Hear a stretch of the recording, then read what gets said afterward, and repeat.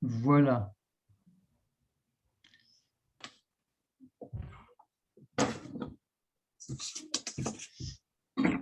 Oui, donc, pour cette conférence, merci de garder vos micros éteints et de poser vos questions sur Converser. Cette fois-ci, je pense que nous ferons des pauses un peu plus tôt pour ne pas attendre la fin, pour avoir plus d'échanges. Si vous voulez intervenir absolument, vous pouvez aussi utiliser le symbole « lever la main » qui est dans la barre du bas de Zoom. Alors, la conférence est enregistrée, et vous recevrez le lien si vous voulez la regarder. Et alors, vos noms n'apparaissent pas sur l'enregistrement, et si vous voulez que la photo n'apparaisse pas, vous pouvez éteindre la caméra. C'est bien aussi d'avoir de quoi noter à portée de main. Alors, très vite, quelques éléments pour les personnes qui n'ont pas assisté aux 2 premières conférences ou regardé les vidéos. Donc, dans l'invitation, je disais que nous avons tous été bousculés par cette crise sanitaire sans précédent. Elle nous a renvoyés à nous-mêmes et elle a fait surgir beaucoup d'interrogations comme « la vie que je mène n'a pas de sens » ou « au fond de moi, j'ai envie de me sentir plus vivant, vivante, d'être plus moi-même ». J'ai dit que je m'occupais de ces sujets depuis des années et donc je partage mon expérience du chemin avec les personnes que j'accompagne en tant que coach depuis plus de 20 ans. J'ai développé cette expérience dans mon livre « Deviens qui tu as à être » qui va paraître début septembre. Donc, ça va être un grand événement, vous serez informés. Et j'ai organisé ce cycle de conférences pour partager ces éclairages en suivant la progression des 5 chapitres du livre. Pour devenir qui j'ai à être, je propose dans le livre d'abord de se connecter à soi, puis de changer de regard sur soi pour pouvoir identifier sa singularité, développer la conscience de soi et enfin aborder la manifestation de l'être que vous êtes. Donc, deviens qui tu as à être est mon sujet depuis très longtemps, à partir de ma vision de l'aventure humaine. L'être que je suis, qui s'incarne.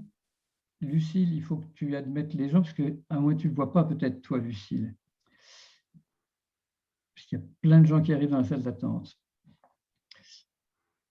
Bien, donc l'être que je suis qui s'incarne se manifeste à travers la personne que je deviens, au-delà des conditionnements et des circonstances. Alors la personne, c'est aussi un grand sujet. J'ai rencontré cette notion quand j'étais jeune, et ce qui m'intéressait, c'est que la personne est fondamentalement différente de l'individu, parce qu'elle est irréductible à quoi que ce soit. Et j'avais beaucoup aimé cette idée que la personne est irréductible à quoi que ce soit. Dans la première conférence, je vais donc proposer de nous connecter à nous-mêmes et de découvrir le joyau que nous sommes au fond de nous. Et ensuite, de nous connecter à notre enfant intérieur pour le libérer de ce qui l'encombre. Grand sujet. Avec la deuxième conférence, je vous ai proposé de changer de regard en revenant sur l'aventure du vivant et des êtres humains pour sortir de nos conditionnements, comprendre notre animalité et prendre les rênes de nos animaux intérieurs en m'appuyant sur la formule de Paul MacLean, le neurobiologiste qui nous a parlé des 3 cerveaux, qui a dit « Un homme allongé sur le divan d'un psychanalyste, c'est en réalité un cavalier sur un cheval sur un crocodile. » Et puis j'ai terminé en parlant de l'émerveillement de l'amour humain et en proposant de gérer notre nouvelle relation à nous-mêmes à l'aide des 4 accords Toltec. À partir de là, donc aujourd'hui, je propose de regarder notre singularité. Pour moi, notre singularité, c'est l'expérience que l'esprit et la vie explorent à travers notre existence. J'ai dit ça à une personne qui m'a dit avec émotion, mais alors ça voudrait dire que mon existence est l'occasion d'une expérience que la vie se propose d'explorer. Ce serait donc ça le sens. Mais alors ça signifie que la vie a un sens, qu'il y a une intention quelque part derrière l'apparence. Effectivement, c'est bien ma vision et c'est ce que j'essaie d'éclairer dans ces conférences. Avant d'aller dans ces hauteurs, une façon plus simple d'aborder notre singularité consiste à regarder nos frères, sœurs, cousins, cousines et d'observer les différences. Il est surprenant toujours de voir à quel point les uns et les autres réagissent différemment à partir des mêmes éléments. La plupart des gens pensent que ces différences sont le fruit du hasard, liées à des arrangements génétiques particuliers et aux circonstances du parcours de chacun. Moi, je pense que le hasard n'est pas l'horloger de nos singularités. Ma conviction est que c'est l'être profond, le joyau que chacun de nous est, qui est à l'origine de notre singularité. Alors, une façon importante d'aborder notre singularité est la question du talent. Je pense que les talents sont probablement une manifestation du joyau, de l'être authentique que nous sommes profondément, et donc de notre singularité. Que nos talents soient innés ou acquis, ils sont la manifestation de la singularité de notre forme. Ils manifestent une disposition, une aptitude particulière dans la relation avec l'extérieur. Ils donnent une forme originale à notre action, pleine de grâce, de spontanéité.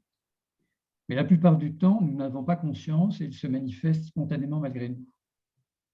Je vous recommande bien sûr mon livre pour découvrir vos talents, dans lequel j'explique que nous avons tous du talent, même des talents, mais comme nous ne le reconnaissons pas, nous ne les exploitons pas. Le problème, c'est que le livre est en cours de réédition et donc je me bats avec l'éditeur pour qu'il revienne rapidement. Alors, je ne vais pas développer les sujets traités dans ce livre, mais vous donner quelques indications. Je vais partager un premier fragment. Fragments, ce sont des éléments de connaissances que je partage. Sur mute.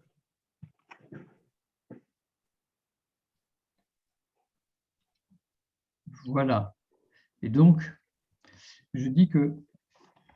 Non, ce n'est pas du tout le premier fragment, c'est le dernier, celui-là. Et donc, à propos des talents, juste quelques indications, parce que beaucoup d'entre vous connaissent le sujet. Le premier point, c'est qu'il faut distinguer ce qui est talent, qualité, compétence et ambition. Parce que ce sont des dimensions très différentes. Nous pouvons être animés par une quête, inspirés par des valeurs, faire preuve de courage et avoir une ambition de réussite. Et puis d'un autre côté, nous pouvons avoir développé une expertise professionnelle ou une maîtrise dans un domaine grâce à des talents jusque-là méconnus. Un point très important, c'est d'accepter que nous avons tous du talent. Je professe que nous avons tous du talent qui se manifeste à travers ce que nous faisons spontanément bien, facilement, avec évidence. Ça prend un peu le contre-pied de la culture et de l'éducation, mais c'est en train de changer vu les concours sur les talents très variés qui se développent depuis peu. Quand nous sommes dans nos talents, ça semble naturel, évident, fluide, sans effort. Le talent est comme une musique personnelle, et j'ai beaucoup aimé dans le film Amadeus cette phrase à propos de Mozart qui disait « La musique coule écrite dans sa tête ». Mais encore fallait-il l'écrire. Je vous recommande de vous interroger sur votre musique, jouer votre propre musique. Quelle est votre musique? Et donc, le livre propose la maïeutique des talents, qui est un questionnement, qui propose de revisiter votre parcours depuis votre jeunesse et de regarder autrement en mettant en lumière tous ces moments d'aisance, d'excellence naturelle pour constater que finalement, vous avez fait pas mal de choses de bonne qualité. Alors, elle propose plusieurs exercices, de remonter dans l'enfance pour repérer ce que vous faisiez bien spontanément. C'est toujours surprenant quand on interroge les gens qui nous ont connus enfants. Ils nous disent qu'on était très doués dans ceci, très à l'aise. Il faut leur demander dans quoi j'étais doué, parce que sinon, ils vont nous dire qu'on était gentil, qu'on avait des qualités, mais ça n'est pas le sujet du talent. Il faut regarder ce que nous apprenons facilement. C'est une chose étonnante. Il y a des domaines dans lesquels nous sommes extrêmement à l'aise, nous apprenons très facilement. Et puis, il y a des domaines dans lesquels c'est vraiment difficile, voire pénible. Et donc, dans nos talents, nous apprenons facilement. Nous imprimons, nous retenons. La clé la plus importante par rapport au talent, c'est de retrouver les félicitations. faut revisiter le parcours et puis noter les actions, les opérations, les projets, les propositions, les études dans lesquelles vous vous êtes exprimé spontanément et dans lesquelles les autres ont dit que c'était bien. Il faut rechercher des félicitations, même modestes. Les talents ne sont pas forcément spectaculaires. J'ai toujours le souvenir d'une personne qui, dans un atelier, m'a dit, quand je demandais qui connaît ses talents, m'a dit « Je crois que je fais très bien la vaisselle ». Donc, c'était intéressant parce qu'effectivement, les talents ne sont pas forcément spectaculaires. Des gens qui sont dans la supply chain, par exemple, ce n'est pas spectaculaire, mais c'est des talents remarquables. Il faut aussi retrouver les moments d'aisance, d'autorité. Quand on est dans nos talents, on a une aisance, une autorité. Et souvent, on est surpris parce qu'on peut être timide, mais quand on est dans nos talents, on ne l'est plus. Donc, il faut retrouver ces moments. Et puis, il faut garder les régularités parce que nos talents nous poussent régulièrement à faire la même chose. Et enfin, les frustrations, parce que souvent, quand on est frustré parce que les autres ne comprennent rien, ou ne sont pas compétents, ou sont insensibles, ou font des fausses notes, et que ça nous irrite, c'est peut-être parce que là, nous sommes très à l'aise. Et donc, les frustrations, c'est un révélateur inverse de nos talents. Donc, une première étape, alors je vais arrêter de partager, une première étape très importante dans la découverte de notre singularité. Ah, et la carte des talents. Non, je vais continuer de partager.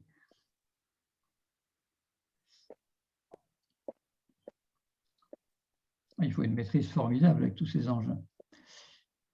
Alors, comme la matière des talents n'est pas structurée, j'ai élaboré la carte des talents qui propose 5 grands registres que vous voyez ici, avec des différences importantes, parce qu'il y a ceux qui sont intuitifs et qui sont sur le sens, ceux pour qui le collectif est évident, les gens, l'intelligence collective est quelque chose dont on parle beaucoup.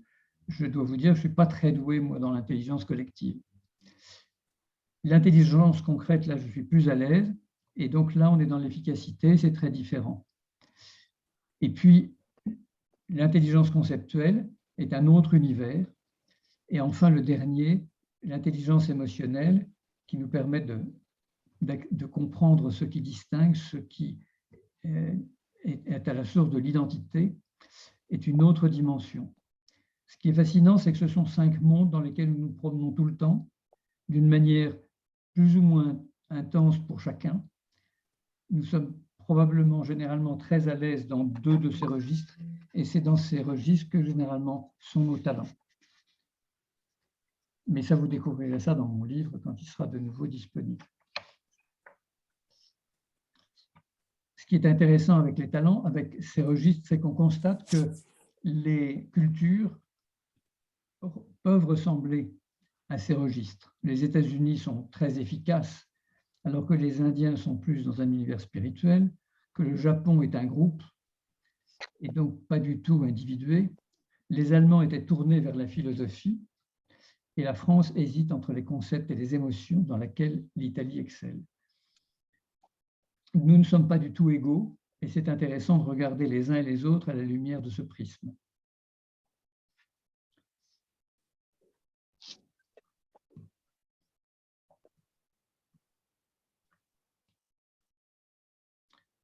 Ah oui, il faut passer d'un truc à l'autre. Donc, les talents sont un élément, pas de nation intuitive. Les Indiens, ils sont un peu mystiques. Enfin, on pourrait dire ça, mais ça, on en parlera tout à l'heure. Donc, les talents sont un élément important de notre singularité et je propose toujours de les reconnaître pour nous appuyer sur ces forces qui sont en nous, de façon à regarder les choses d'une manière un peu plus positive. Je me souviens d'une femme à qui j'ai proposé cette démarche et elle m'a dit, j'ai parlé du talent avec mon fils et en lui demandant dans quoi il était à l'aise et qu'est-ce qu'il aimait. Et il avait les yeux qui brillaient de joie d'être autorisé à s'autoriser, d'être autorisé à s'intéresser à ce qui lui paraissait familier, dans lequel il était à l'aise. Donc, je vous recommande de vous intéresser aux talents de vos enfants. Un autre élément de notre singularité, ce sont les ambitions. C'est une dimension très différente. Nous avons des moteurs. On peut être très doué dans quelque chose et être très motivé par autre chose. Et donc, ce qui nous anime, ce qui nous fait bouger est très important. Il est intéressant de voir que l'ambition nous aide, enfin, fait sortir des rails. Beaucoup d'hommes extraordinaires avaient des moteurs et des ambitions tout à fait étonnantes. Et on se demande, quand on voit d'où ils viennent, leur éducation, leur milieu social, d'où ça vient. On parle beaucoup de Napoléon en ce moment, et c'est vraiment très fascinant, parce que la famille de Napoléon n'était pas aussi impressionnante que lui. Nelson Mandela, de la même manière, est un personnage hors du commun, et on ne peut pas le réduire au conditionnement et aux circonstances de son histoire. Donc, il y a quelque chose d'autre qui anime tous ces hommes et qui nous anime.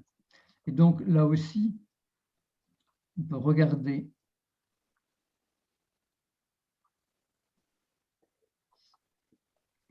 tous ces éléments, et je vous recommande de vous interroger sur ce qui donne du sens, sur le moteur de vos actions, après quoi vous courez, de regarder les ambitions insatisfaites, les rêves enfouis. Et puis, quels sont vos moteurs, quels ont été vos moteurs dans le choix de vos études, dans votre lieu de vie. Souvent, on n'a pas choisi, moi, je n'ai pas choisi Paris, mais j'ai découvert après coup que finalement, ce que j'aime, c'est cette ville que j'ai sous mes pieds. Et donc, finalement, c'est un moteur d'être ici. Et puis vos premières activités professionnelles, et puis vos orientations dans vos activités. Parce qu'il y a des moments, il y a des tournants. Vous avez rencontré des gens, ce n'était pas par hasard, vous avez fait des choix. Et donc, tous ces éléments qui vous caractérisent, qui font que vous n'êtes pas totalement sur les rails d'une filière professionnelle, etc. Il faut vous demander si vos choix ont été influencés par les traditions de votre tribu ou plutôt par vous-même. Parce qu'il faut faire le tri. Nos parcours sont très marqués par les traditions familiales et par nos préférences. Et comment ça s'est passé?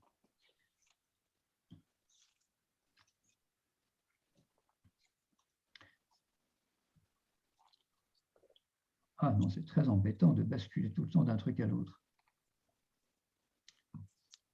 Donc, notre singularité, elle est faite de nos talents, de nos moteurs, et puis, plus profondément, de ce qui nous pousse à être qui nous devenons. Et je vais revenir sur... J'ai évoqué dans la première conférence l'importance de l'enfant intérieur. J'ai compris sur mon chemin que je devais distinguer l'être que je suis, au fond, et l'enfant de mon histoire. Beaucoup de personnes à qui j'ai proposé cette démarche m'ont dit « mais oui, mais c'est un peu schizophrénique parce que ça fait comme une dissociation ». Mais c'est vrai que l'être que je suis est différent de l'enfant de mon histoire. Et on voit bien dans l'histoire des hommes à quel point un certain nombre sont beaucoup plus grands que l'enfant de leur histoire.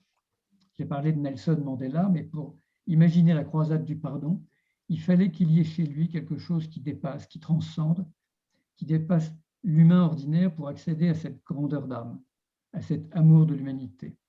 Et donc, les hommes qui ont marqué l'histoire ne sont généralement pas seulement les enfants de leur histoire. D'ailleurs, on voit bien que les héritiers ont du mal à reprendre leur flambeau de leur père. Alors, il est aussi fascinant de regarder à quel point le frère ou la sœur de ces personnages sont à l'inverse tout à fait ordinaires. Napoléon avait mis sur les trônes de l'Europe les membres de sa famille, mais ça n'a pas été aussi brillant que lui. Et donc, la singularité, d'où elle vient. Alors, il y a aussi le cas de ces êtres humains qui, prince ou princesse, Charles ou Stéphanie, ou enfants de familles privilégiées, ont par leur naissance un statut social, des moyens et une éducation, et au fond d'eux, finalement, ils ne sont pas à la hauteur de leur rang. Et donc, ils ne font rien de ce qu'ils ont reçu. l'être qu'ils sont est plus petit que l'enfant de leur histoire. J'ai trouvé que c'était justice. La naissance et le rang social ne font pas tout, heureusement. Donc, c'est une grande question. L'être que vous êtes est-il plus grand que l'enfant de votre histoire? Et qu'est-ce qui pousse chez vous? Moi, ça a toujours été présent chez moi, l'idée que j'avais une vie particulière à vivre. J'ai toujours été attiré par les aventuriers. Le comte de Monte Cristo qui réinvente sa vie, ça m'avait beaucoup fasciné. Je me suis dit quand j'étais jeune que j'aurais aimé naître dans une époque où j'aurais pu être un aventurier, alors qu'aujourd'hui, c'est peut-être pas vrai d'ailleurs, mais ça semble plus difficile. Heureusement, quand j'ai rencontré la phrase de Nietzsche, c'est pas moi qui suis fou, mais les autres qui sont normaux, la vie est devenue plus simple. Plusieurs femmes que j'ai accompagnées m'ont raconté qu'à travers leurs propres promenades intérieures, elles avaient réalisé à quel point la question de la femme était essentielle pour elles. L'une d'entre elles, pour elle, le statut de la femme est devenu son fil rouge. L'être qu'elle est était extrêmement motivée par ce sujet. Elle a pris position, elle a écrit un livre reconnu, elle a organisé des événements avec un aplomb et un impact bien au-delà de la timidité de l'enfant de son histoire. J'évoque cette personne parce que c'est très fascinant. Elle est très reconnue, elle a un impact de très grande qualité et elle se promène sur la planète parce qu'elle monte des événements à Tokyo et à New York. Et en même temps, quand on la rencontre, c'est une personne timide qui a presque du mal à croire que c'est elle qui vit tout ça. Ça, nous verrons, Catherine, si tu sais qui c'est. Donc, alors, cette femme est très marquée par l'idée que cette formule, c'est la phrase qui fonde l'humanité. Et j'ai toujours trouvé que, effectivement, c'est la femme qui, en inventant l'amour, entre autres, a permis à l'être humain de sortir de la loi du plus fort. Il faudrait, voilà, il y a une personne qui ferme son micro. De la même manière, moi, c'est pas la cause des femmes m'a toujours paru importante, mais j'ai toujours été attiré par la spiritualité, tout en me sentant très éloigné des religions. Mais Jésus, son mystère, sa lumière, son intensité ont toujours été pour moi fascinants. Et quand j'ai rencontré la phrase de Teilhard de Chardin que j'ai déjà évoquée, nous ne sommes pas des êtres humains vivant une expérience spirituelle, nous sommes des êtres spirituels vivant une expérience humaine, j'ai trouvé que ça expliquait vraiment très très bien ce que je ressentais. Plusieurs personnes parmi vous ont déjà vécu ces moments de grâce, de transe, dans lesquels nous sortons presque de nous-mêmes. L'être profond s'exprime et nous sommes presque surpris de ce que nous avons fait. Et ça transcende complètement les retenues de l'enfant de notre histoire. Donc, si certains d'entre vous veulent témoigner sur ces états de grâce, ce sera un grand plaisir. Donc, nous sommes chacun une personne singulière parce qu'elle est animée par cette dimension spirituelle de l'être que nous sommes. Alors, avant de poursuivre sur la question de la personne, je propose un temps d'échange pour commenter tout cela, répondre à vos questions ou à vos contestations violentes, etc. Stupéfaction générale, qu'est-ce qui nous embête, Thierry? Que vais-je dire? Les états de grâce, je suis certain que certains d'entre vous comprennent bien, bonjour Yves, comprennent bien et ont vécu des moments étonnants dans lesquels on est un peu au-delà de soi. Je vois plusieurs personnes, je sais que... Qu'en pensez-vous? Ou alors les talents, ou alors les ambitions. L'enfant de mon histoire. L'enfant de mon histoire, c'est cette partie de nous qui a grandi, qui a été marquée par tout ce que nous avons vécu. Alors, il y a quelques personnes qui ont eu des vies délicieuses, et donc l'enfant de leur histoire est très joyeux, parce qu'il n'y a pas eu difficultés, de contestations, de drames. Et puis, la majorité des personnes que j'ai rencontrées ont vécu des choses plus ou moins agréables, ont entendu des choses plus ou moins agréables de la part d'un parent, d'un professeur, ou d'un frère ou d'une sœur. Et donc, l'enfant de l'histoire, c'est cette dimension de nous qui a traversé l'incarnation, qui a grandi dans ce monde et qui a fait face à tout ce qui se passe quand un être humain grandit. Et l'idée déjà que lors de l'accouchement, l'enfant doit crier parce que l'oxygène brûle dans ses poumons, l'incarnation, c'est pas cool. Donc l'enfant de l'histoire, il a fait son chemin à travers tout ça. Et il a été plus ou moins aidé par son environnement, ses parents. Et il est plus ou moins fort, plus ou moins résilient. Cyrulnik en a beaucoup parlé, la résilience de l'enfant, s'il a reçu les bonnes nourritures. Mais il est de toute façon conditionné. Il est conditionné par un langage, par une culture. Je suis très fasciné par la différence qu'il y a entre un japonais et un français, ne serait-ce qu'au niveau du langage, parce qu'on ne peut pas exprimer les mêmes choses.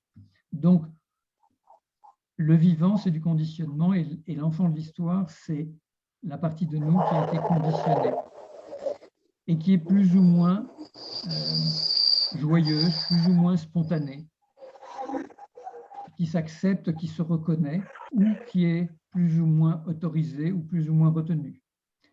Et nous sommes tous un peu encombrés par toutes ces choses que nous avons vécues enfants, qui nous empêchent d'être dans une spontanéité complète.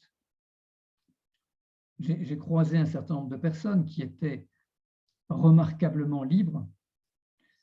Je vais évoquer Osho, dont j'ai été disciple, qui est un phénomène de liberté et d'affirmation de soi extraordinaire. Mais ce n'est pas le lot de tout le monde. Parce que depuis que je rencontre tous les êtres humains, j'en ai pas rencontré beaucoup, des gens qui sont dans cette espèce de grâce spontanée. Et donc, pour accéder à cette spontanéité, à cette grâce, nous devons libérer l'enfant de l'histoire de ce qui l'encombre. Et c'est tout un travail que moi j'ai fait beaucoup, qui passe par aller à sa rencontre. D'une certaine façon, nous n'avons pas encore très bien compris qu'il faut retourner voir l'enfant de l'histoire, le prendre par la main et lui dire « la vie est belle ». J'ai dit dans la première conférence que je n'avais pas un souvenir très joyeux de l'enfance. C'était plutôt comme une photo en noir et blanc. Et donc, il a fallu mettre de la couleur après. Vous voyez, le tableau qui est derrière moi, là-bas, c'est volontaire parce qu'il faut mettre de la couleur dans la vie, mais ce n'était pas automatique au départ. Et donc, c'est un travail que nous avons à faire, d'aller rechercher l'enfant de l'histoire, parce qu'il s'est souvent arrêté quelque part. Et il est resté quelque part. C'est quelque chose que nous rencontrons, que nous vivons, si nous avons vécu quelque chose de désagréable. Et je pense à quelqu'un qui me racontait qu'il avait entendu son père lui dire qu'on ne fera jamais rien de bon de lui. Ben, c'est une histoire qui reste. Je me souviens d'un homme que j'ai rencontré qui était extrêmement tendu. Et quand je lui ai demandé, on a parlé de lui, je lui ai dit, mais vous avez des relations, vous avez des amis? Ah non, non, je n'ai pas d'amis. Il avait 48 ans, et il m'a raconté spontanément que à 3 ans et demi, 4 ans et demi, je ne sais plus, sa mère l'avait emmené jouer au parc, lui avait acheté un seau avec une pelle et un râteau, qu'il avait joué avec un copain, que l'autre petit garçon avait cassé la pelle et le râteau, et qu'il s'était fait engueuler par sa mère, et sa mère lui avait dit « plus jamais tu iras au bac à sable ». Ben, cet homme de 48 ans, qui était un dirigeant de très très bon niveau, vivait encore sous l'emprise de cette histoire. Alors, je lui ai proposé que soit il aille voir un psy, soit on achète un seau, une pelle et un râteau et qu'on le casse joyeusement. Bon, je ne l'ai jamais revu, donc je ne sais pas. Mais nous sommes tous marqués par ces petits événements ou ces grands événements, parce que ça peut être des vrais drames. Et je connais des histoires qui ne sont pas du tout agréables, violentes. Et donc, transcender tout ça pour accéder à une certaine légèreté, une certaine joie de vivre. Alors, Pascal dit, pourquoi les enfants ne peuvent pas dire à l'enfant de l'histoire, la vie est belle et que ça marche. Mais les parents, ils ne savent pas le dire. Parce que les parents eux-mêmes, ils n'ont pas été éduqués pour ça. Quand je regarde mes parents, ils sont décédés, mais je ne pouvais pas leur en vouloir, parce que quand je vois leurs parents à eux, forcément qu'ils ne pouvaient pas se tourner vers moi de la bonne façon. Et donc, c'est important de rompre ces chaînes de manque d'amour, parce qu'il faut le faire. Et donc, j'ai compris que c'était à moi de me tourner vers l'enfant intérieur et de lui dire, écoute, tu es un gamin formidable, ce que je n'avais pas entendu de mon père, tu es un gamin formidable et tu as le droit. Tu as le droit d'être joyeux, tu as le droit d'avoir une belle vie, parce qu'il n'y a pas de raison, parce que tu n'es coupable de rien. Et ça a été un des très grands points. C'est que, dans le fond, il n'y a pas de faute. Un gamin, il fait des erreurs, et j'en ai fait, mais ce ne sont pas des fautes, parce qu'il n'avait pas la mauvaise intention. C'est très rare un enfant qui a une mauvaise intention et qui fait du mal à d'autres ou qui fait quelque chose de répréhensible. C'est rare. Et donc, la plupart du temps, l'enfant, il fait des bêtises, parce que c'est quelquefois un petit singe, j'évoque ça un peu plus loin, mais ce ne sont que des erreurs. Et donc, on n'est pas coupable d'une erreur, on est coupable d'une faute. Et donc, il faut sortir de ces systèmes de jugement et de culpabilité. Alors, si vous me lancez là-dessus, je vais parler pendant 3 heures. Et donc, c'est un choix que nous devons faire, de regarder le verre à moitié plein plutôt qu'à moitié vide, de considérer que la vie est belle, qu'elle est magique, et qu'elle peut être magique, et de nous tourner vers l'enfant intérieur, et de retourner à l'endroit où il n'était pas bien, et de lui dire à cet endroit-là, en se souvenant précisément des lieux et des couleurs, et il faut revenir à l'endroit du drame, et lui dire, mais non, regarde, et lui dire ce que un parent aurait dû nous dire à ce moment-là pour que ça ne devienne pas une ombre. Et comme ça, comme ça, l'enfant intérieur, on lève le voile de l'ombre, et à ce moment-là, il devient léger. Et on n'est plus encombré. Moi, je peux vous dire que c'est un travail que j'ai fait et que ça fonctionne.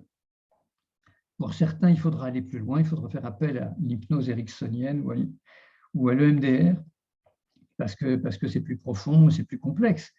Mais déjà changer de regard sur soi.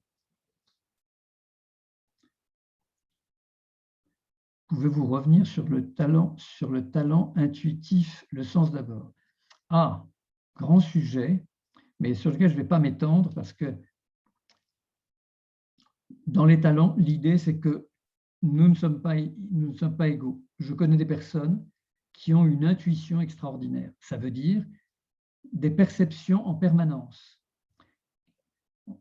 Les intuitifs ne demandent rien, n'ont rien demandé, mais quand ils croisent quelqu'un, ils vont avoir une perception. Et ils vont savoir. Et les intuitifs ont ce problème, c'est qu'ils savent. Et ils ne peuvent pas prouver ce qu'ils savent, parce que c'est évident pour eux, c'est plus fort que tout, mais faire le raisonnement pour expliquer à l'autre pourquoi ce qu'ils savent est comme ça c'est beaucoup plus compliqué. Donc les intuitifs ont des intuitions. Alors, on va dire qu'ils sont clairvoyants. J'aime bien ça parce qu'on ne peut pas dire qu'on est voyant, mais on peut dire qu'on est clairvoyant. Donc, je recommande aux intuitifs de dire qu'ils sont clairvoyants, c'est-à-dire qu'ils voient les choses telles qu'elles sont au-delà des apparences. Mais je ne vais pas aller plus loin sur ce sujet parce que sinon, on ne pourra pas aborder les autres. Autre question. Différence entre erreur et faute, c'est la question de l'intention. On fait tous des erreurs par maladresse. Et puis, si on veut faire quelque chose de mal, c'est-à-dire qui est jugé répréhensible, et les lois sont là pour ça, là, on commet une faute. Donc, on fait une erreur, on se trompe. D'ailleurs, errare humanum est, sed perseverare diabolicum. Le langage commun le sait. On peut se tromper une fois, si on recommence en conscience, ça devient une faute. Ça emmerde tout le monde, la clairvoyance. Je ne comprends pas ce que vous voulez dire, Fabienne. Ça dérange la clairvoyance, évidemment, parce que l'esprit rationnel n'aime pas ça. Et je comprends bien, Fabienne, que vous disiez ça. Et dans l'univers de l'entreprise ou de l'industrie, les clairvoyants, ils sont un peu embêtants parce qu'ils voient des tas de trucs, mais ce n'est pas rationnel. Alors, c'est irritant. Mais les intuitifs doivent rendre audible ce qu'ils perçoivent. C'est tout leur problème. Mais quand ils ont compris ça et qu'ils mettent les formes et les mots en disant, par exemple, je me trompe peut-être, mais je crois que si on met quelque chose avant de dire ce qui nous paraît évident, on est plus péremptoire et on devient acceptable.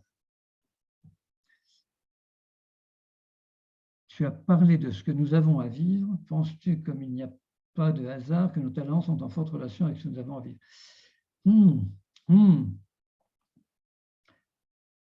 C'est pas écrit, c'est pas automatique. Moi, je suis très doué dans la mécanique. Je l'ai dit déjà. Mais à quoi j'applique ce talent? Alors, je me suis occupé des moteurs de moto. Bon, c'était bien, mais finalement, je ne veux pas être garagiste. Donc, nos talents sont au service de l'être que nous sommes, mais nous avons à comprendre ça. Ce n'est pas automatique. Et donc, on peut se tromper parce qu'on peut se laisser embarquer par un talent formidable et passer sa vie dans une activité qui n'est pas forcément ce qu'on aurait choisi, mais dans lequel on est très à l'aise. Donc, ce n'est pas si simple. Je ne sais pas qui a transmis cette question, mais elle est compliquée. Quelle heure est-il? Je vais peut-être reprendre pour parler de la personne. Oui, c'est vrai, je répare, mais quelqu'un m'a dit, mais non, vous êtes un... En fait, je me suis occupé de la mécanique de la personne humaine, et là, ça va bien, ça me plaît bien. Mais tout est là. On est doué quelque part, mais il faut qu'on trouve le terrain qui nous comble, nous, pas notre talent, mais nous. Et ça, c'est tout un autre travail. Je vais reprendre pour parler de la personne, parce que je voudrais partager quelque chose qui est très important. Pendant la dernière conférence, j'ai évoqué l'image du cavalier sur le cheval sur le crocodile et la dynamique de prise de conscience de soi pour ne pas nous laisser embarquer par nos animaux. Je vais essayer de glisser ça pour voir les questions en même temps que je vous parle. Lorsque le cavalier apparaît et prend les rênes pour décider de sa manifestation, il commence à incarner la personne qu'il a à être. Alors, la personne est très différente de la personnalité. La personnalité, c'est, à partir de l'enfant de l'histoire, ce qui correspond au personnage que l'enfant de l'histoire développe depuis sa naissance en relation avec sa culture, sa famille, son environnement. La personnalité, c'est le résultat des conditionnements, des réactions au conditionnement, de l'interprétation plus ou moins consciente faite par l'enfant de ce qu'il faut, de ce qu'il doit être, etc. La personne relève d'une dimension intérieure. Elle se définit par rapport à elle-même, elle est libre et a priori consciente, et ça la rend responsable de ses choix. J'ai beaucoup aimé cette idée que, enfin, Kant a dit que l'homme naissait deux fois. J'ai trouvé ça extraordinaire. La première fois comme un hominidé et la deuxième fois comme un être humain lorsqu'il devient responsable de ses actes et de ses choix. Et je me suis dit d'ailleurs à ce moment-là qu'il n'y avait peut-être pas autant d'êtres humains que ça sur la planète. Parce que s'il faut être responsable de ses actes pour être un être humain, alors là, la personne donc s'affirme comme un sujet capable de discernement et de décision. Et je me souviens d'un juge qui un jour m'a vraiment étonné. Je lui ai posé une question et il m'a dit, mais Monsieur Dubois, vous m'avez l'air d'un homme intelligent, vous allez gérer vous-même vos comportements. La loi est là pour les gens qui ne sont pas capables de gérer eux-mêmes leurs comportements. Vous vous rendez compte? Il n'a pas mesuré l'impact de ce qu'il me disait, parce que me dire ça à moi, il m'a donné une liberté formidable. Mais cette idée est quand même intéressante. La loi est là pour les gens qui ne sont pas capables de gérer eux-mêmes leur comportement. Ça résonne avec la phrase de Kant. Alors, Pour comprendre ça, je vais partager un autre fragment sur le cylindre. C'est tout à fait étonnant, vous allez voir. La personne humaine est comme un cylindre. Est-ce que j'ai partagé? Non, pas encore. Ah, il faut vraiment... il faudrait être plusieurs pour faire ça. C'est bon.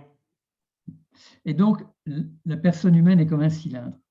J'ai entendu ça il y a très longtemps et j'ai trouvé que c'était magnifique.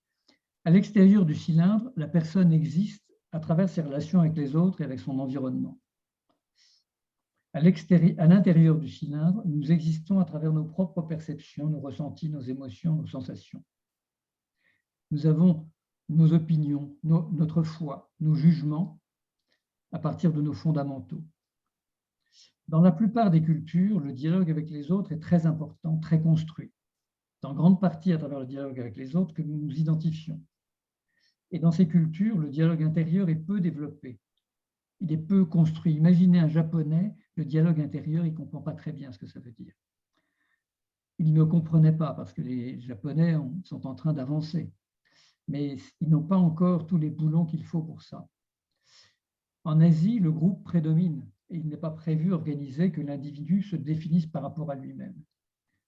Chez les Grecs anciens, j'ai découvert que l'âme n'était pas individualisée comme nous et le concept de personne n'était pas défini comme nous l'entendons.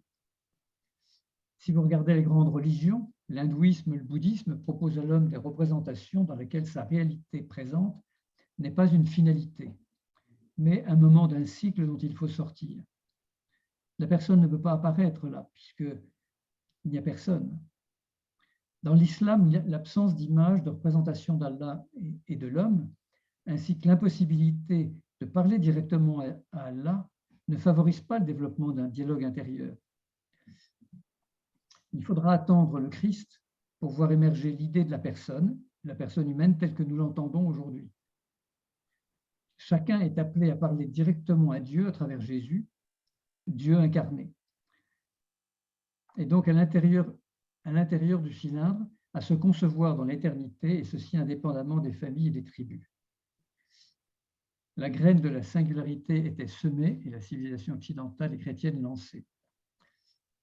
Ensuite, une bonne partie des Occidentaux a oublié le dialogue avec Jésus et Dieu, mais a gardé le dialogue intérieur et a développé des égos laïques sans limite, dont le XXe siècle fut le théâtre des extravagances. C'est très fascinant de voir à quel point les hommes modernes, mais ils ne se rendent pas compte que s'il n'y avait pas eu Jésus, ils n'auraient pas pu développer ces égos insensés. Donc, je vais arrêter ce partage pour poursuivre. Quelle gymnastique! Voilà. Donc, c'est très important de comprendre cette idée-là parce que, en fait, je l'ai vécu avec des Japonais et avec beaucoup d'autres êtres humains. Ils ne peuvent pas se représenter comme nous le faisons en permanence.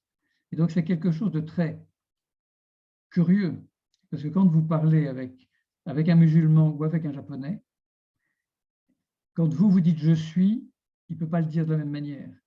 Et donc, il n'y a personne, en quelque sorte. Je vais essayer de retrouver le fil. Et donc, moi, je me suis rendu compte que j'avais toujours été dans un dialogue avec moi-même, un dialogue intérieur, et que ça m'avait vraiment paru normal. Mais ce n'est pas une réalité. Donc, cette image du cylindre, je vous la recommande et je vous suggère d'approfondir et d'y réfléchir. Parce que c'est dans ce dialogue intérieur qu'apparaît la personne. Moi, ça m'a permis de remettre en ordre, en perspective, les différents éléments qui me constituent, de comprendre le sens de l'image du cavalier qui prend les rênes et qui décide librement du sens et de l'orientation de sa vie. J'ai déjà exprimé que le cavalier doit prendre les rênes de ses animaux et en particulier gérer ses émotions. Pardon, je suis attiré par les messages qui apparaissent sur le côté. Donc, prendre les rênes de ces animaux et gérer les émotions. Les émotions, elles se manifestent au niveau du cheval, alors que les impulsions sont plutôt l'expression du reptile. Et donc, nous sommes tous constamment perturbés par des ressentis émotionnels forts et par des impulsions tout aussi puissantes. J'ai parlé de cet homme politique qui, dans un Sofitel à New York, le cavalier avait été débarqué par le taureau et le reptile lorsqu'il s'est mis à courir après une certaine Nafissatou. C'est très fascinant de voir à quel point un être humain peut lâcher les rênes et lâcher les rênes de sa vie. Et cet exemple est tout à fait remarquable par rapport à ce que j'évoque. Alors, je ne vais pas développer le sujet des émotions parce qu'il est central dans la prise de conscience de soi, mais on n'aura pas le temps. Mais si vous avez des questions, elles seront bienvenues. Notre regard sur les émotions a changé depuis peu, grâce aux travaux de Damasio et au livre de Goleman sur l'intelligence émotionnelle. Et nous pouvons nommer les 4 grandes émotions, mais depuis pas très longtemps. En 90, on n'était pas sûr, on ne pouvait pas dire la joie, la peur, la colère, la tristesse. Vous vous rendez compte? C'est très récent. Et nous savons aussi, mais depuis peu aussi, qu'il faut distinguer les émotions et les sentiments. Et donc, c'est un autre point essentiel. Les émotions, c'est la vie, et nous vivons tout le temps des émotions, nous ressentons, si nous les regardons, parce que dans nos cultures, on aurait tendance à les étouffer. Et effectivement, avec nos cultures, à force de cérébraliser, de rationaliser, nous nous sommes coupés de cette vie qui nous anime et qui nous fait vibrer de 1000 manières. Alors une personne à qui j'évoquais ça me dit, mais alors que faire des émotions? Je ne peux pas me mettre à hurler de colère ou à sauter de joie chaque fois que je ressens des émotions. Ben non, le cavalier doit reconnaître et gérer les émotions éprouvées par le cheval, les impulsions du reptile et leurs interactions qui sont parfois surprenantes, comme cet homme dans le couloir du Sofitel. Alors, dans mes promenades orientales, j'ai rencontré cette maxime bouddhiste que beaucoup d'entre vous ont entendue et que je trouve remarquable. Remercie celui qui te met en colère de t'aider à regarder ce qui se met en colère en toi. C'est très important parce que sinon, on est dans les interactions. Et là, mais c'est les chevaux, ce n'est pas les êtres humains. Le cavalier, il ne réagit pas, c'est le cheval qui réagit. Donc, le cavalier, c'est la manifestation de la personne qui a pris du recul, qui a pris conscience de ce qui agite le cheval, qui a pris les rênes et qui ne laisse pas le cheval réagir à n'importe quoi d'extérieur. L'autre jour, parce que je monte à cheval, j'étais dans le manège, il y a un cheval qui est parti au galop. Ben, tous les autres chevaux ont commencé à bouger. Parce que c'est comme ça. Et donc, si dans une foule, ben, les gens se mettent tous à courir, non, le cavalier regarde, s'arrête et décide. Et donc, le cavalier décide à quel moment le cheval doit aller au pas, au trot, au galop. Et c'est là que la personne apparaît, parce qu'elle décide, et comme l'a dit Kant, elle est responsable. Et donc, elle n'est plus dans les jugements, encombrée par tout ce qui venait de l'enfant de l'histoire. Elle est connectée à l'être profond, elle perçoit ce qu'elle ressent et elle gère les émotions sans se laisser embarquer. Il y a une très belle histoire d'Osho qui éclaire bien ce sujet. Ce sont 2 moines tibétains qui sont en chemin vers le monastère.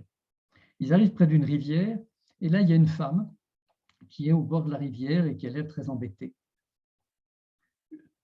L'un des 2 moines dit, mais il faut faire quelque chose, il faut l'aider. Et l'autre lui dit, mais attends, on n'a pas le droit de regarder une femme, on n'a pas le droit de lui parler. Il dit, oui, on ne peut pas la laisser là.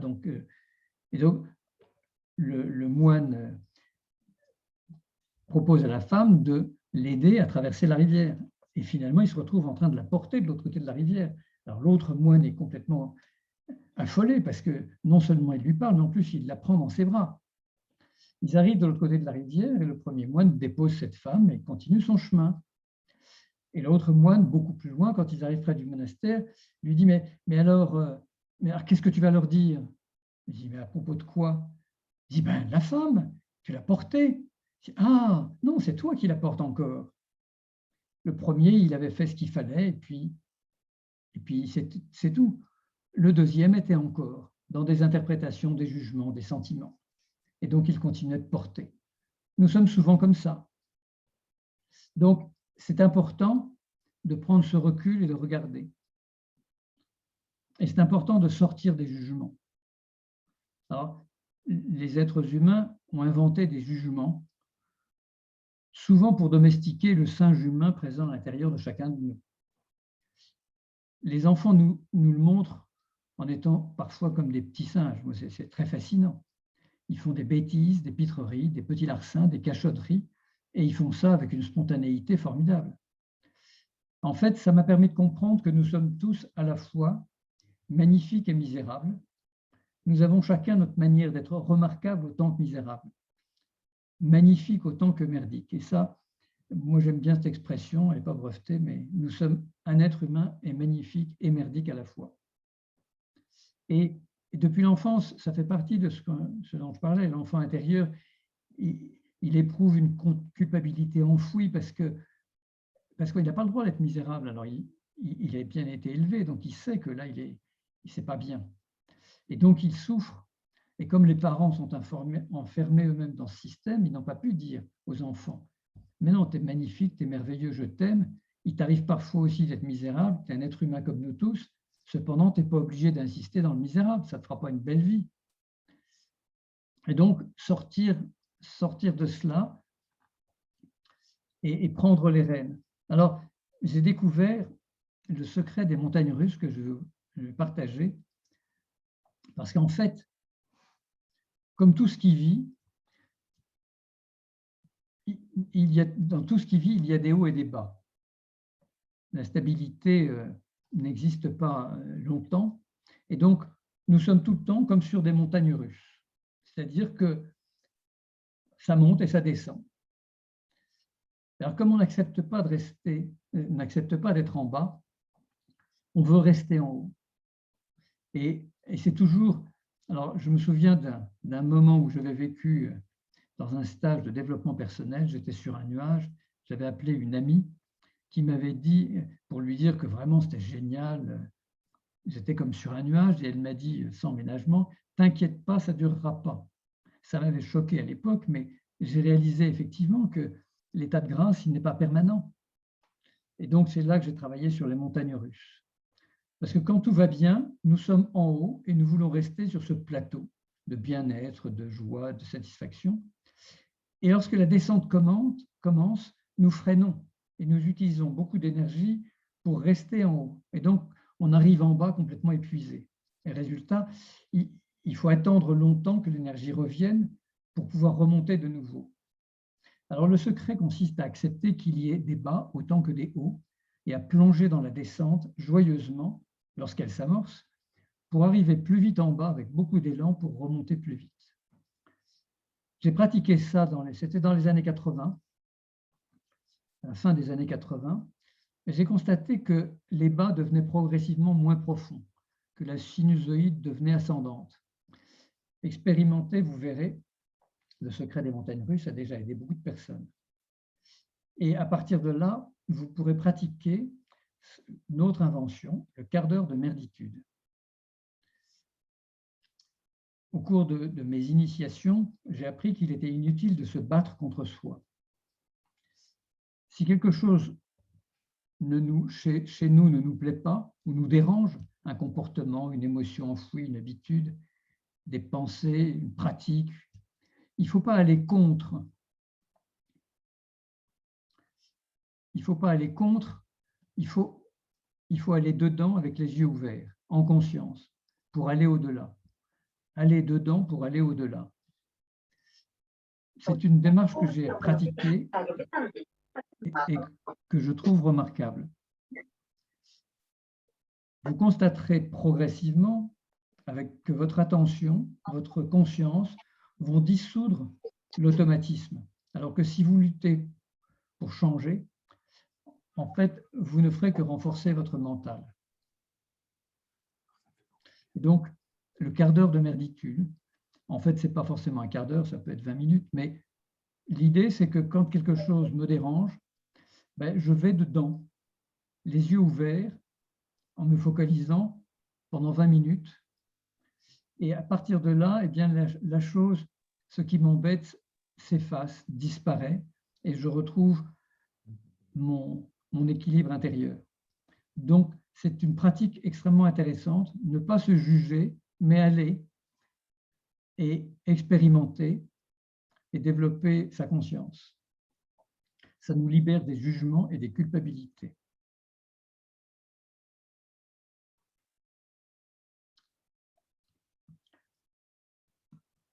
Alors, avant de revenir aux questions,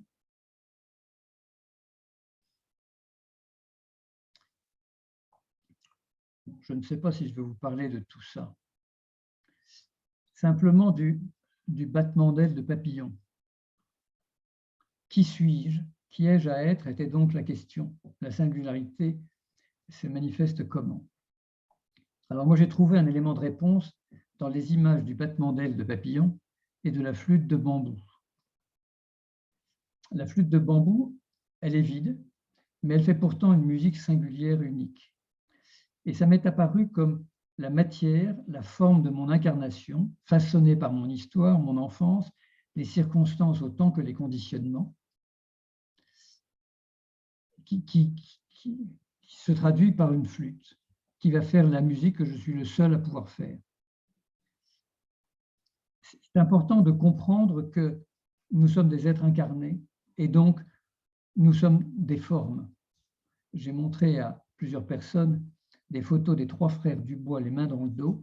Je vous assure que la forme des frères Dubois, c'est une vraie forme. Et un être vivant, un être humain, c'est de la forme.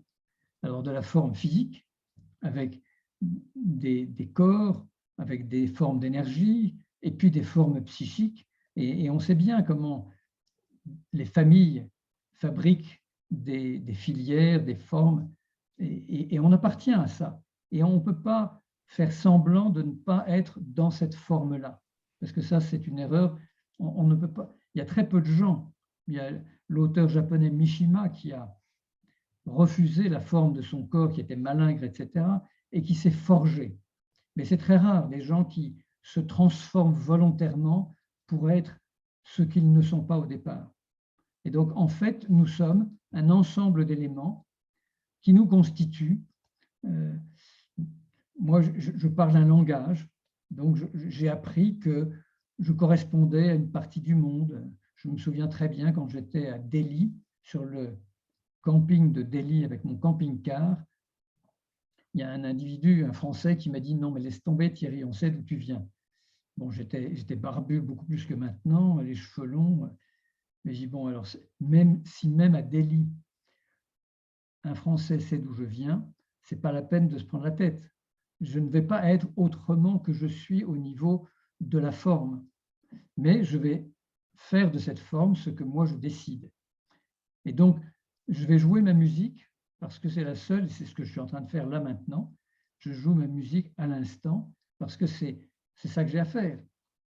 Et je le fais en n'étant pas tout à fait dans la filière des gens de ma famille. Mais en même temps, j'emploie un langage qu'ils reconnaissent. Et donc, l'être que je suis inspire la personne que je deviens à travers cette question de forme.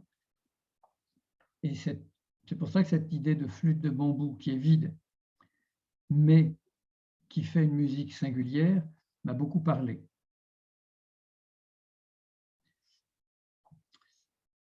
Je vais terminer en disant qu'il faut comprendre que l'être profond que nous sommes, il est agissant, il est structurant, il a un impact à l'extérieur.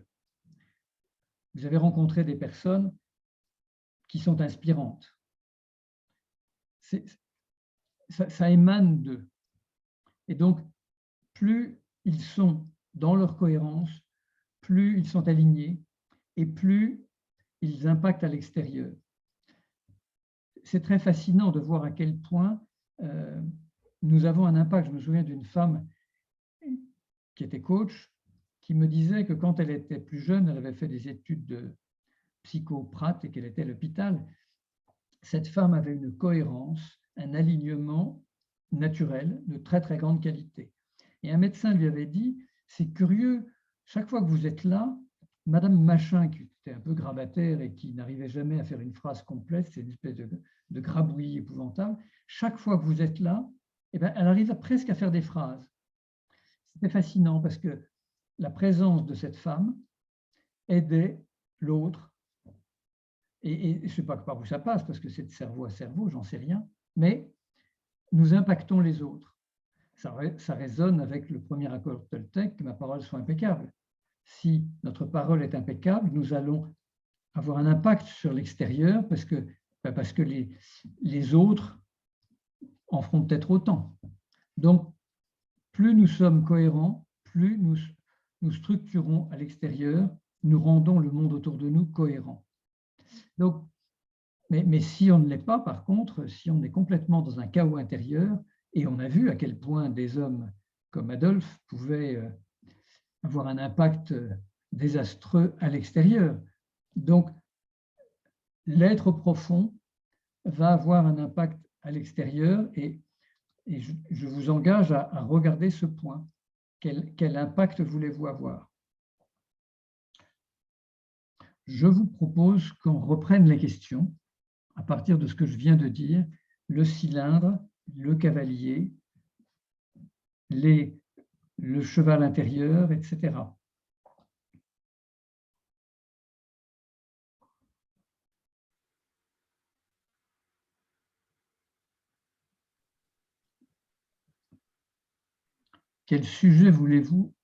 Sur quel sujet voulez-vous revenir?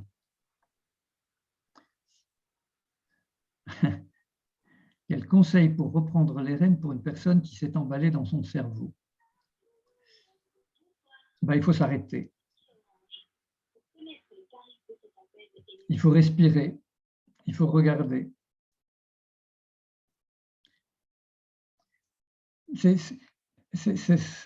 C'est comme si vous étiez dans un manège à cheval.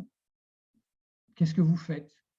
Vous laissez votre cheval vous embarquer ou bien vous prenez les rênes. J'ai appris à arrêter un cheval, c'est-à-dire que c'est l'arrêt total. Bon. Alors, nous devons pouvoir faire ça pour nous. Mais il faut prendre conscience de ça.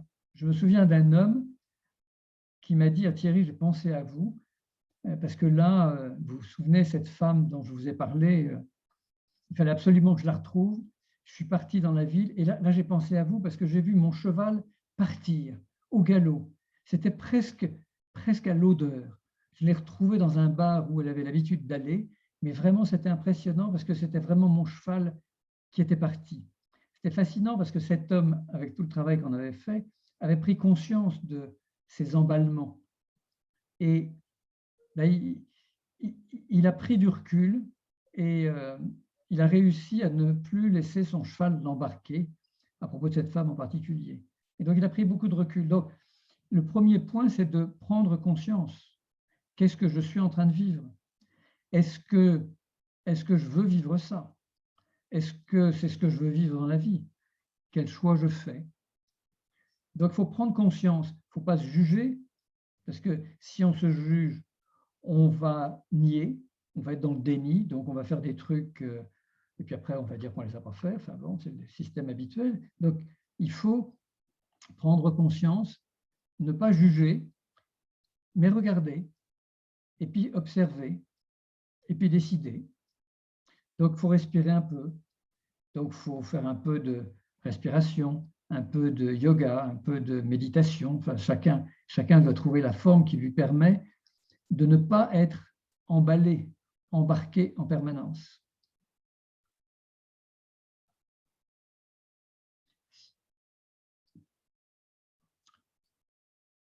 Alors, la flûte de bambou et le battement d'ailes de papillon, la flûte de bambou, c'est cette idée que donc je dois faire la musique singulière que j'ai à faire et que je suis le seul à pouvoir faire. Et ma responsabilité, c'est de ne pas priver l'humanité et l'expérience humaine de cette musique. Si Miles Davis n'avait pas fait sa musique, on serait tous très tristes. Donc, nous devons chacun faire notre musique, quelle qu'elle soit. Le battement d'ailes de papillon, c'est la seule chose que je puisse faire. La seule chose que j'ai à faire, c'est de faire ma musique. Et si je fais ma musique comme un battement d'ailes de papillon, cela aura un retentissement à l'extérieur. Et peut-être que ça aura un retentissement extraordinaire, comme le battement d'ailes de papillon qui déclenche une tornade dans l'autre hémisphère. Ma seule responsabilité, c'est de faire ma musique et de regarder l'impact que cela aura. De ne pas vouloir avoir tel ou tel impact, parce que sinon ça ne marche pas, mais de regarder, attendez, là il y a une autre question, de regarder l'impact avec bienveillance. Est-ce que cela répond? Alors, Étienne, en Orient, quelle forme prend le bonheur? Le fait d'être heureux signale. C'est un vrai sujet, ça, parce que c'est quoi le bonheur? D'abord, les Américains ont fait une étude auprès de milliers de gens comme ils savent le faire, et la définition du bonheur pour les Américains, c'était d'avoir 10% de plus que les gens de la classe dans laquelle on appartient. Alors, bon, peut-être que pour les Chinois, le bonheur, c'est aussi d'avoir 10% de plus que les gens d'à côté. Donc, qu'est-ce que c'est que le bonheur? Moi, je n'aime pas trop le terme de bonheur, j'aime bien la joie, parce que la joie, on sait ce que c'est. Le bonheur, c'est relatif. Ça dépend de chacun. Il y a des ascètes qui ont un bonheur ineffable à être dans le dépouillement total. Alors, bon, alors, certes, si on revient au cylindre, en Orient, ils sont beaucoup à l'extérieur du cylindre, donc le bonheur va être aussi dans le regard des autres, encore plus qu'ici. Et donc, on est heureux. Alors, il y a des formes de bonheur qui sont plus simples. Le fait d'être ensemble, demain, on va pouvoir se retrouver sur des terrasses, ça va être un grand bonheur, parce qu'on va se retrouver. Donc, de quoi parle-t-on avec le bonheur? C'est ça qu'il faut d'abord préciser. Mais effectivement, la personne et le bonheur d'une personne, c'est différent, parce que dans le bonheur d'une personne, il y a des dimensions d'accomplissement, des dimensions de réalisation de soi qui sont plus profondes. Donc, c'est le terme bonheur qui m'embête. Alors, puisque les émotions, c'est la vie, doit-on vivre ou contrôler ces émotions? Ah, merci Sandrine. Alors, les émotions, c'est la vie. Les émotions, nous en éprouvons tout le temps. Mais comme on n'a pas bien appris à gérer ça, on en refoule beaucoup. Et puis, on confond les émotions et le sentiment. Et donc c'est un grand désordre. En réalité, il y a des choses qui provoquent de la colère, de la tristesse, de la joie et de la peur. Et nous vivons ça tout le temps, plus ou moins fortement. Il y a des gens qui vivent dans des endroits dangereux, la peur, ils savent ce que c'est en permanence. Alors, qu'est-ce qu'on fait de l'émotion que l'on ressent? La peur, c'est un signal qui vous informe d'un danger.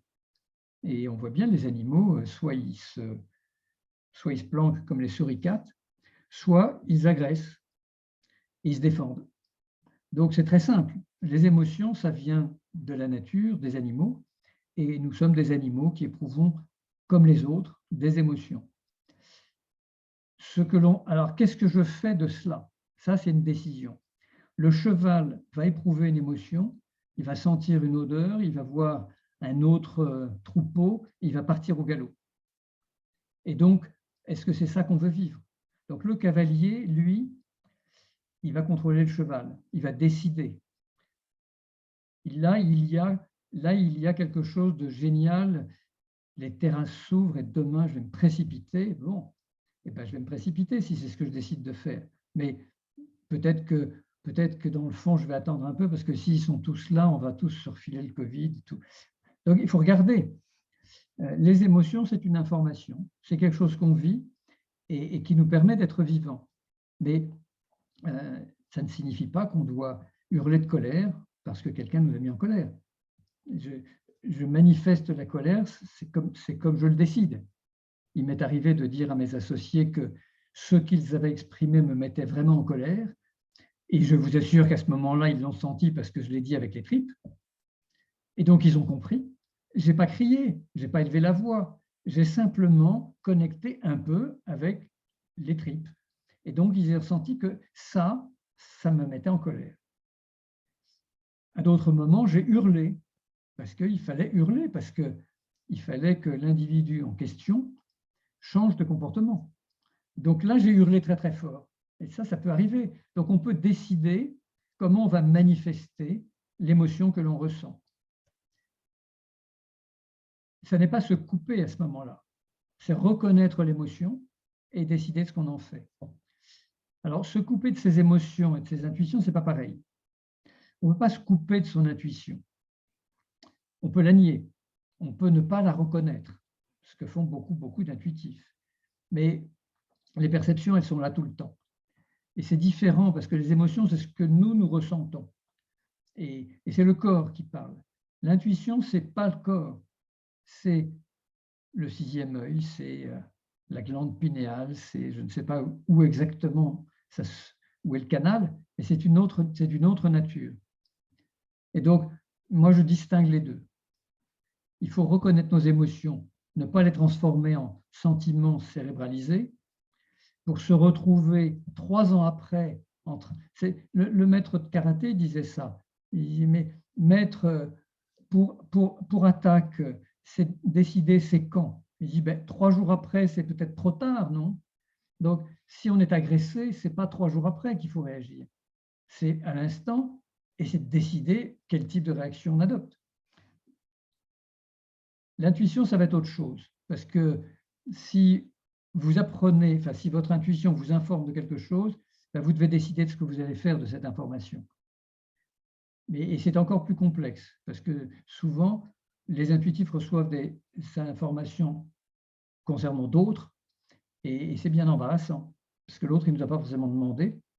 Et donc, beaucoup d'intuitifs gardent pour eux une information, et ils vérifient après, d'ailleurs, qu'ils avaient raison, qu'ils avaient bien vu.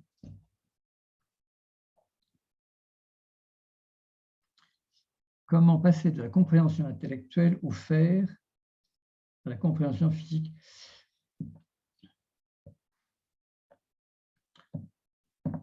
La compréhension intellectuelle et l'action. Il faut passer à l'action, mais c'est un petit peu abstrait.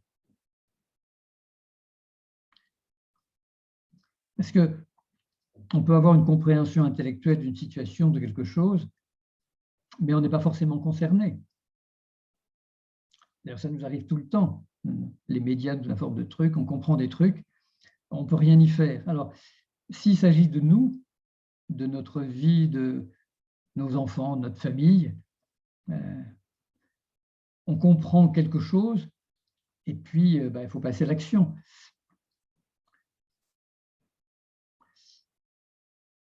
La compréhension physique émotionnelle, ce sont 2 canaux différents. Et dans le registre de talent, j'en parle beaucoup. Les intellectuels, ils peuvent être dans l'abstraction pure. Et donc, ils n'ont pas besoin d'agir, parce qu'on peut rêver tout. Donc, on n'a pas forcément besoin d'agir. Et puis, quand on se connecte au vivant, à soi, là, on sort de l'abstraction. Vous pouvez faire le monde le matin dans vos rêves, et puis après, vous pouvez passer à l'acte et vous occuper de vos affaires. Et ce sont des univers différents. Donc, je ne connais pas de chemin le plus efficace pour passer de l'un à l'autre. C'est des questions de situation. Mais ça peut vouloir dire, votre question, que il ne faut pas se couper de nos ressentis, et il faut être à l'écoute de nous. Alors, peut-être pour répondre à la question, je dirais que le chemin le plus efficace pour se connecter et pour passer à une compréhension plus vivante, il faut se connecter à soi. C'est très curieux, il y a 5 nouveaux messages. Je connais des gens qui font de l'équi-coaching et qui me disaient, c'est fantastique, parce que là, cette personne, elle a découvert qu'elle ressentait des choses. J'ai trouvé ça fascinant, parce que cette femme, elle n'éprouve rien alors. Elle est tout le temps dans sa tête. Et donc, il n'y a pas de vécu, elle n'a pas de ressenti, ça peut être terrible à vivre. Donc, il faut se connecter à soi. Est-ce que prendre du recul par rapport à ses émotions n'empêche pas d'être authentique? Être authentique, c'est quoi? Être le cheval qui part au galop, ce n'est pas mon authenticité, c'est l'authenticité de mon cheval. Moi, je suis le cavalier qui décide, en étant vivant, parce que le cheval, sinon, il me débarque.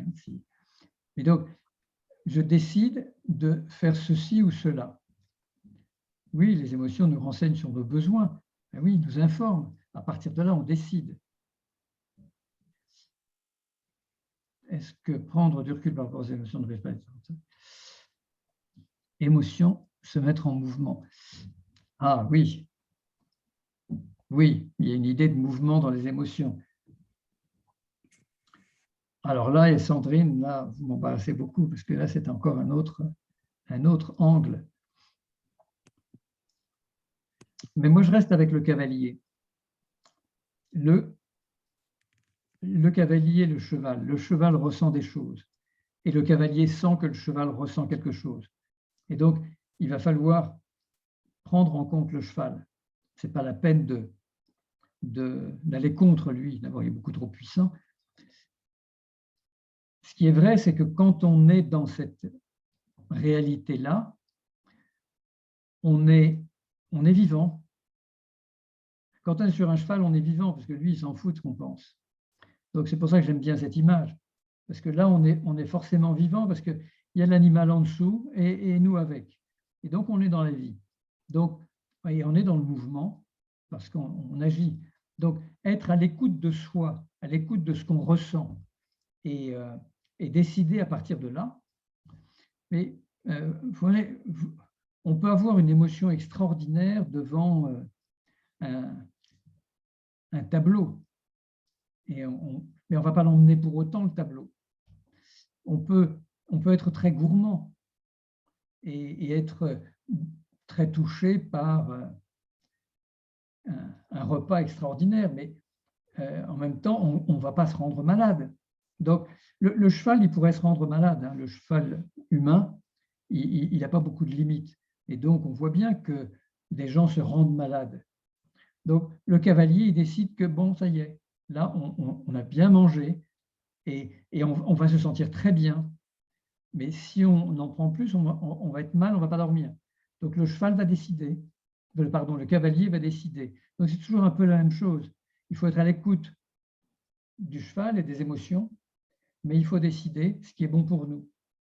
Donc, vous avez toujours cet aller-retour entre le ressenti, le corps, la conscience de soi, et puis la conscience. Comment concilier intuition et émotion? Il faut les séparer, il faut les distinguer. Parce que les intuitions, c'est très rapide. Généralement, ça arrive tout seul et très vite. Les émotions, c'est vécu dans le corps. Donc, ce sont deux phénomènes différents. Et il faut les comprendre et les regarder comme deux choses différentes. Ils ne sont pas de la même nature. Moi, je ne suis pas un grand intuitif comme certains que je connais, mais je suis extrêmement sensible au niveau des émotions. Donc, je peux être envahi par des émotions que les autres ressentent, alors que les intuitifs peuvent être envahis par le malaise ou le mal-être que l'autre vit à côté de lui, ou ils peuvent voir même par anticipation que l'autre va être dans le malaise. Donc, ce sont des choses de nature différente qu'il faut apprendre à gérer. Et il faut que les intuitifs apprennent que tout le monde n'est pas intuitif, et les émotionnels que tout le monde n'est pas émotionnel. parce qu'il y a des êtres humains qui sont beaucoup moins sensibles. Ils ont d'autres, les gens qui sont dans l'intelligence collective ont des sensibilités différentes. Et donc, il faut comprendre ça pour séparer, distinguer. Donc, dans le livre sur les talents, le chapitre 3 éclaire très très bien la différence entre ces registres intuitifs et émotionnels.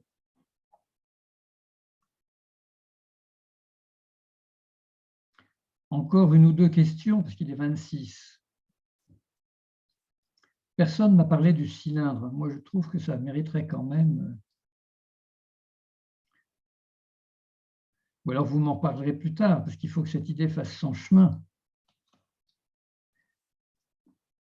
C'est important parce que ça nous aide à regarder notre réalité avec cette idée de l'extérieur, avec tous les mouvements et le cylindre. Alors voilà, parler encore du cylindre. J'ai été frappé de comprendre que des Arabes musulmans ne peuvent pas concevoir ce que nous concevons, parce qu'ils n'ont pas du tout appris, mais les Japonais c'est pareil, ils n'ont pas du tout appris ce qui est évident pour nous, c'est-à-dire cette relation à soi. Et ils ne vivent pas ça. Ils n'ont pas les mots pour. En arabe littéral, on ne peut pas dire « je suis ». N'est-ce pas Jean-François qui nous écoute? On avait évoqué ça il y a longtemps. Et donc, si on ne peut pas dire « je suis », comment on fait? Et un Japonais, c'est ce que me disait mon maître de karaté, moi d'abord, mais ça n'a pas de sens pour un Japonais. C'est famille d'abord. Donc, le cylindre, il nous aide à comprendre que nous sommes dans un aller-retour permanent entre l'intérieur et l'extérieur. Le quand dira-t-on reste extrêmement puissant dans nos cultures. Et la plupart des gens autour de nous sont très sensibles au quand dira-t-on. Mes grands-parents parlaient tout le temps du quand dira-t-on. Donc ça, c'est l'extérieur qui va nous conditionner. Mais dans nos cultures, et à l'époque actuelle, on voit bien les enfants, les familles recomposées ont fait éclater l'emprise des familles sur les individus. Et donc, les enfants des familles recomposées vont être dans un dialogue intérieur beaucoup plus important parce qu'ils sont confrontés à ça. Alors, dans nos cultures, on est outillés pour parler de nous. Et en France particulièrement, parce qu'en France, on est fantastique pour parler de nous.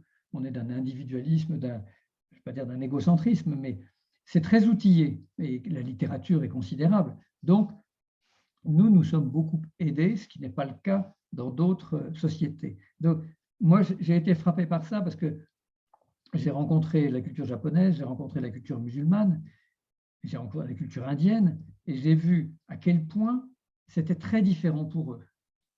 À quel point une femme en Inde que nous avons rencontrée ne pouvait pas dire non à son père, qui voulait la marier. Je dis, ben, dis-lui non. Je dis, mais je ne peux pas dire non à mon père. Je dis, comment ça, tu ne peux pas dire non à ton père? C'est simplement inconcevable pour cette femme de dire non à son père. Donc, ben oui, ça change. Donc, elle était à l'extérieur du cylindre et à l'intérieur du cylindre, c'est petit. Je connais une femme japonaise qui est mariée à mon frère, qui a étudié la psychologie pour comprendre son mari. C'est très fascinant parce qu'elle a étudié la psychologie occidentale, parce qu'il n'y a pas de psychologie japonaise au départ. Ce n'est pas dans leur culture. Et donc, elle a étudié la psychologie occidentale pour comprendre son mari. Et c'est un travail considérable pour un Japonais. Et mon frère, qui est d'un raffinement extraordinaire, de toute façon, il faut être extrêmement... Moi-même, je ne le comprends pas tout à fait, alors je ne sais pas comment elle va faire. Donc, le cylindre éclaire cela, et moi, je trouve ça très, très, très important. Alors, pour le cylindre, vous parlez de Jésus et dites que vous n'êtes pas religieux. Non, je ne suis pas religieux parce que l'Église, parce que je n'ai jamais rien compris à cette institution, à ces discours. Et donc, ben, j'ai cheminé, mais par contre, Jésus m'a toujours parlé. Donc, j'ai lu énormément de choses à propos de Jésus. Et pour moi, c'est clair et simple et évident. D'ailleurs, je ne comprends pas pourquoi on ne le dit pas, mais l'événement Jésus est l'événement le plus important de l'histoire de cette planète, parce que c'est invraisemblable. Alors, j'en parle dans le 4e chapitre, donc la prochaine conférence, je parlerai un peu de ça, mais c'est ahurissant. Il n'y a pas dans l'histoire humaine quelque chose d'aussi invraisemblable. Dans le Coran, il est écrit, c'est un expert du Coran qui me l'a dit, un grand soufi, la place de Jésus est plus haute que celle du prophète dans le Coran. Il y a 2 sourates qui parlent de Jésus, qui ne sont pas dans la Bible, et qui disent il y en a une qui dit que Jésus avait le pouvoir de créer la vie. Il a pris de la terre, il a formé un oiseau, il a soufflé, l'oiseau s'est envolé. C'est ahurissant. Alors, moi, je n'ai aucun problème avec ça. On peut trouver ça complètement crétin ou complètement fou, mais c'est totalement ahurissant. Et dans l'histoire humaine, il n'y a pas quelque chose d'aussi invraisemblable. Donc, moi, je suis fasciné par cet événement qui est, à mon avis, extraordinairement structurant pour nous. Et donc, j'ai déroulé cette compréhension depuis très longtemps. Comment je me parle et comment je me parle à moi? J'arrête pas. Donc, je ne sais pas quoi vous dire, mais et tout ce travail que j'ai fait depuis des dizaines d'années, c'est un dialogue intérieur, c'est une recherche et c'est une compréhension progressive. Et qui vous entraîne à l'extérieur?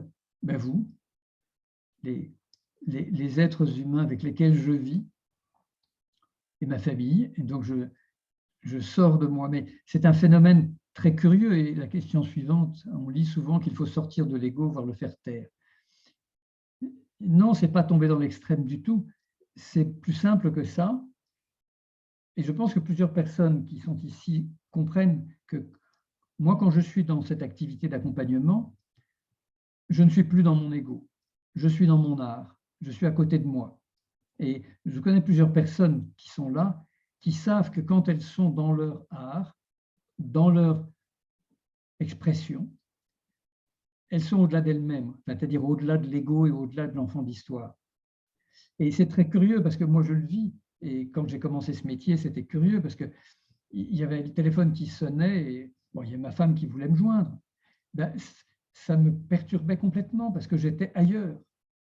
Et après une journée d'accompagnement, d'entretien, il faut que je redescende en moi parce que dans ces entretiens, je suis à côté.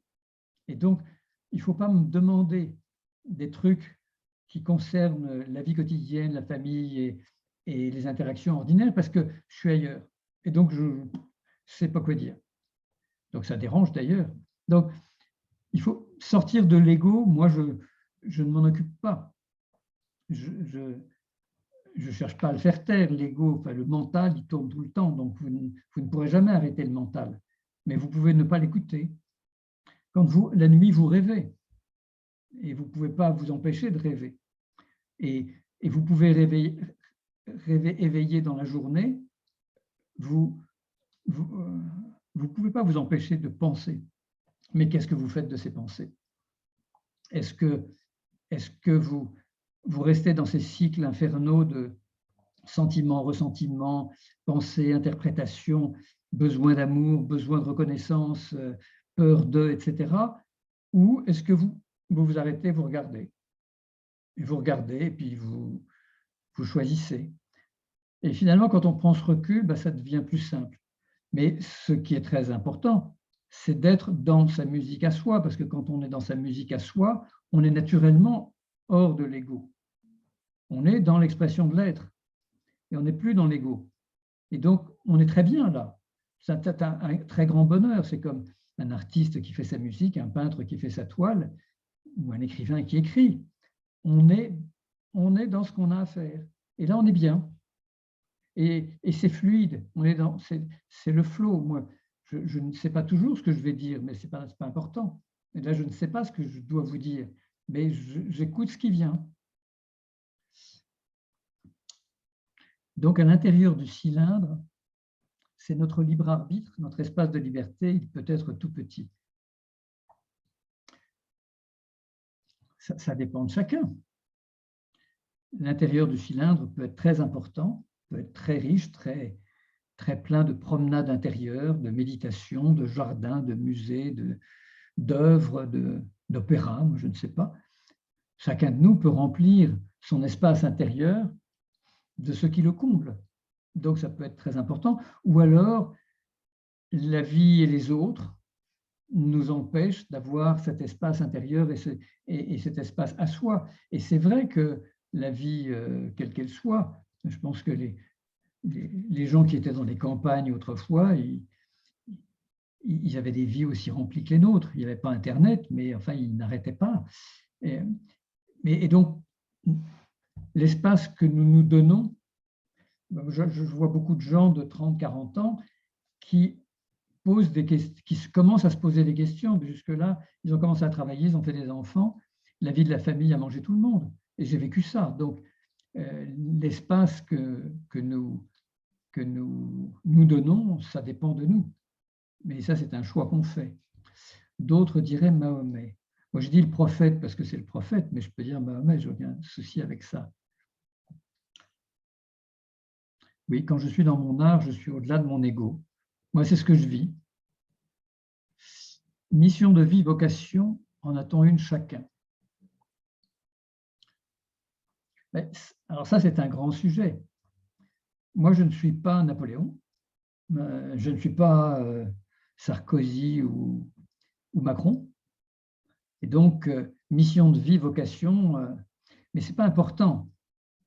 Il y a des artisans, un boulanger, qui font leur pain et ils trouvent leur accomplissement dans cet art.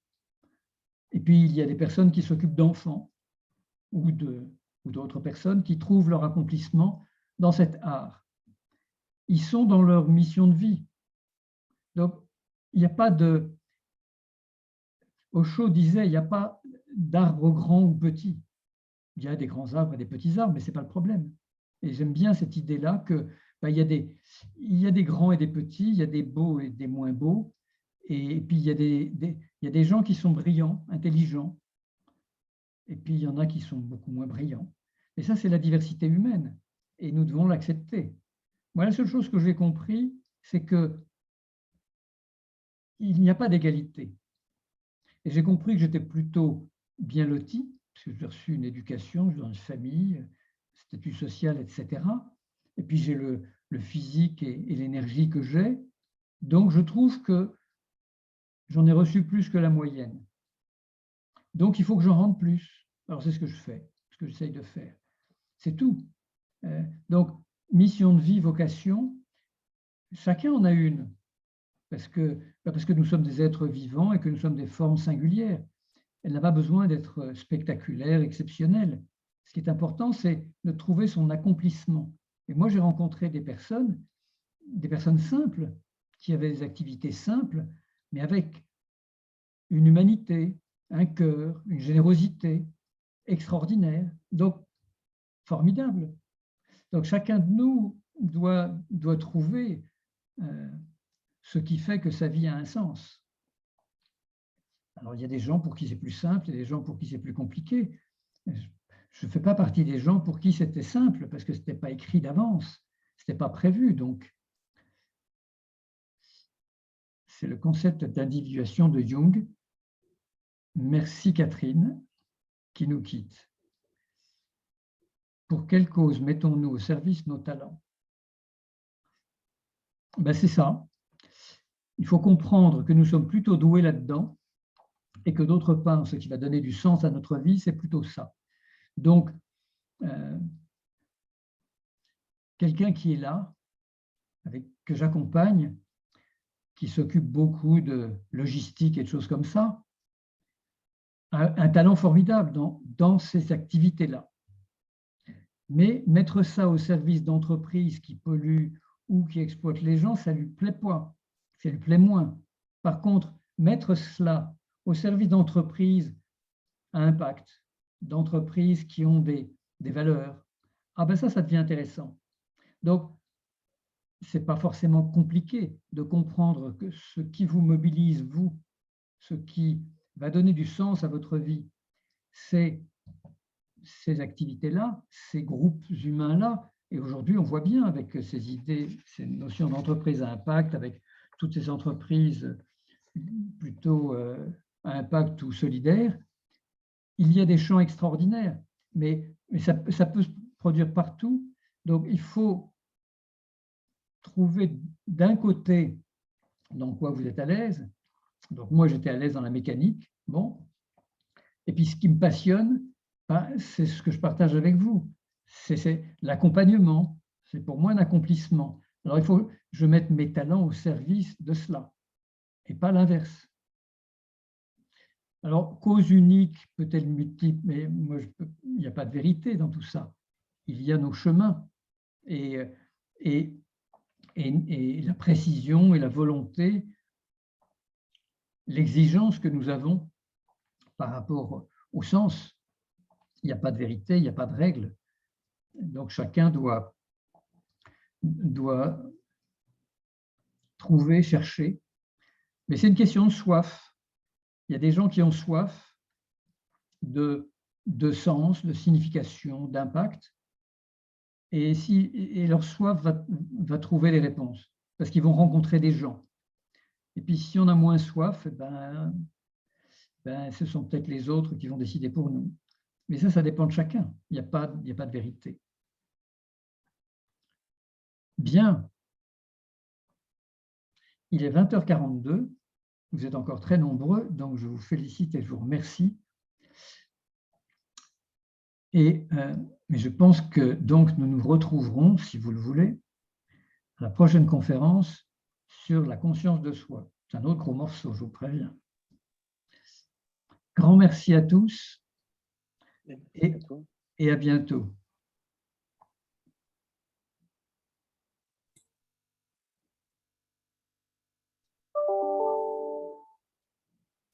Merci Thierry. Merci Jean-François. Grand plaisir Jean-François. À bientôt. À bientôt. Bonne soirée. Bonne soirée à tous. Au revoir. Merci beaucoup Thierry. Au revoir. Merci Thierry. Bonne soirée. Au revoir Sandrine.